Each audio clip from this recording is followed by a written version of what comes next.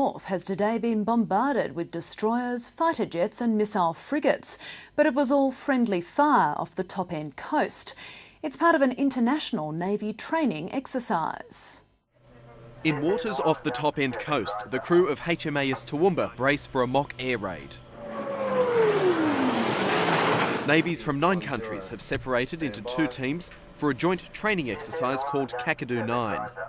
We have 2 groups for the names of mauve and green, for want of a better set of colours, and they're fully mixed between the nations. All up, about 2,000 sailors are involved, and for the first time, Japan and Pakistan have sent ships.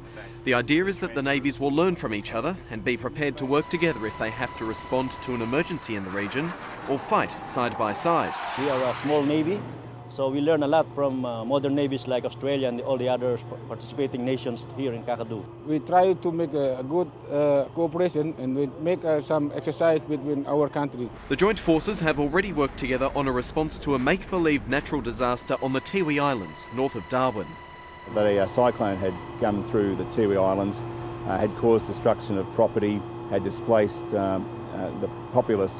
Simulated battles will be waged during the next phase of exercise Kakadu 9, but for now, the biggest challenge is to get about a dozen ships in formation for the class photo. Range 950 yards closing.